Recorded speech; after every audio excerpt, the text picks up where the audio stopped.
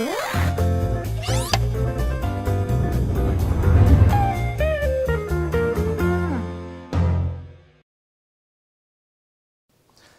SEO Moz fans, welcome to the special Thanksgiving edition of Whiteboard Friday. As you can see today, I'm dressed in my fancy pants clothing. Today is actually What the Fancy Wednesday at SEO Moz. That's the first time we're ever doing it. Joel, who's behind the camera, I know you can't see him. Look really hard. If you turn around behind you, that's where he is.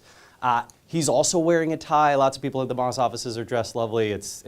But it's eclectic lovely, which is why I'm wearing a green sport coat and a pink tie and all that kind of stuff. All right.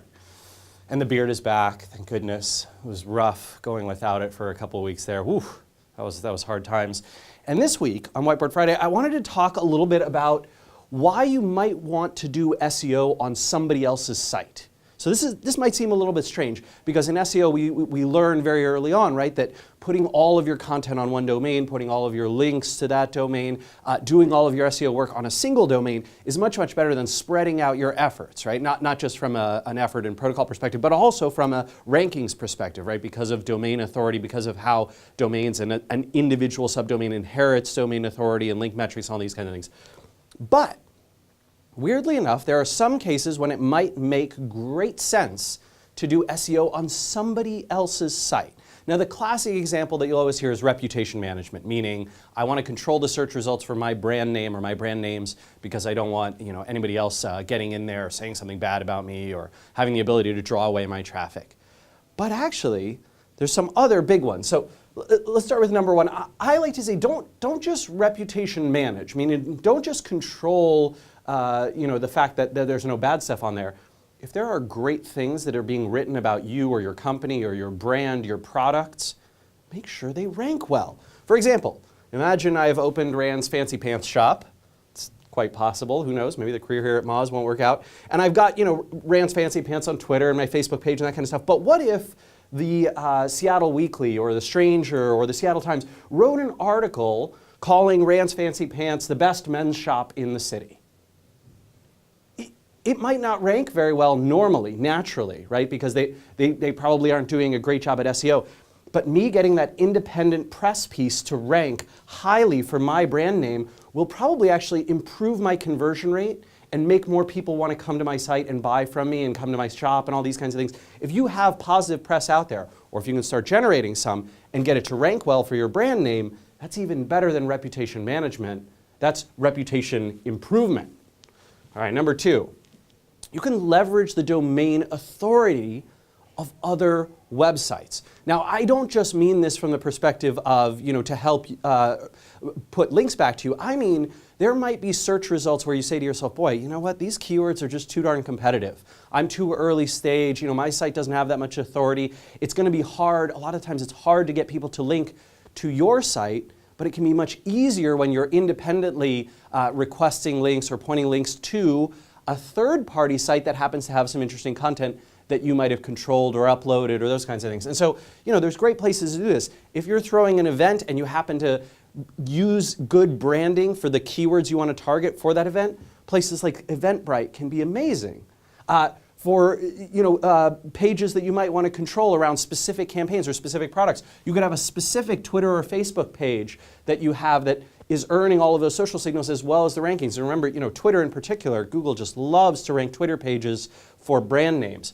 SlideShare, putting content in SlideShare, you can control everything about that page. The text content that's on there, right, that's the content from the slide. The comments you get to control. You control the URL and the title. So you've got a lot of control in SlideShare. And if you can make that SlideShare do well, perform well, it'll go to the front page of SlideShare, which means it gets a lot of links and attention and awareness from SlideShare internally that can help boost it up. I've seen SlideShare URLs ranking for all sorts of highly competitive phrases. Google+.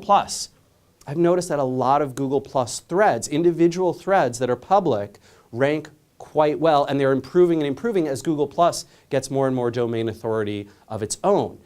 What this means for you is, use that title element, right, on a Google+ thread. If you start some text and you surround it with the asterisk or star character, that'll become bolded. That becomes kind of the title of the post. And then you can have URLs that you put in there. You can upload images there.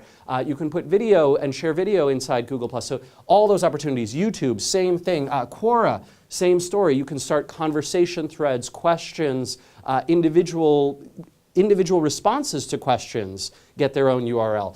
Forum threads at forums you might find, and guest posts. I particularly wanted to call out guest posts because guest posts is a great opportunity where you see that there might be someone who's ranking particularly well in your niche, has a lot of domain authority, has a popular blog, and rather than trying to get a link, which is what a lot of guest posts expect, you can say, I don't want a link, I just want to write a great post for you.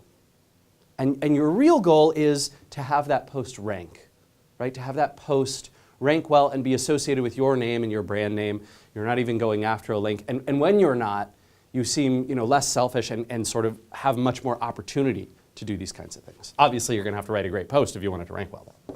Number 3, this one is a little bit of a chain effect. And this is kind of an old school SEO tactic, but something that still works. It actually started out in the spam world, where essentially black hat spammers would have a legitimate page that was linking to them, and they'd point a bunch of crappy, low quality links to the page linking to them, rather than to their own site, essentially bolstering up the strength of the page that was linking over, so that if those links got banned or penalized, it wouldn't impact their site, it would only impact the site linking to them, right? This is sort of the, keep things that might harm you one step away from yourself. But this actually works very well in the totally white hat SEO world as well. If you've got a great link from a source, and especially if Google's not crawling it, or they haven't crawled it yet, or that link doesn't appear to have had much impact, you might want to point some links at it to help that page gain some extra authority, particularly if it's on a powerful domain, but you're feeling, man, it's just not getting the credit that a link from that domain would normally, what I would normally expect it to provide to me. You can pump that page up. And so, I've got an article that the New York Times wrote years ago, literally about like facial hair trimming styles or something, and I had done a blog post about this years ago, and they link over to SEO Moz, but it wasn't particularly valuable. And so over the years, every once in a while I'll throw out, oh yeah, I was mentioned in the New York Times once here, it was kind of a weird article, but that's actually improved the value of that link coming from the NYT back over to SEO Moz. And then fourth and finally, you can control bigger portions of SERP real estate, right? So if there's a ranking that you particularly say, man, I'm ranking number 2, number 3, or I'm ranking number 1, and I'm getting great traffic, this is highly converting traffic, people come back again and again, they subscribe, this is wonderful traffic. I wish I could get more people from this. This, leveraging some other domains, leveraging SEO on other people's sites that reference or point to you can be a great way to kind of own more of the search engine real estate that shows up. And this can be done, not just with standard search results, but think about videos, right? Think about articles that include rel author, any type of rich results that they're mixing in their, not just rich snippets, but vertical types of results. So location style results or news style results, right? You can enhance the rankability of pages, of other pages on other people's sites that reference you in order to control more of the real estate for a key phrase or term.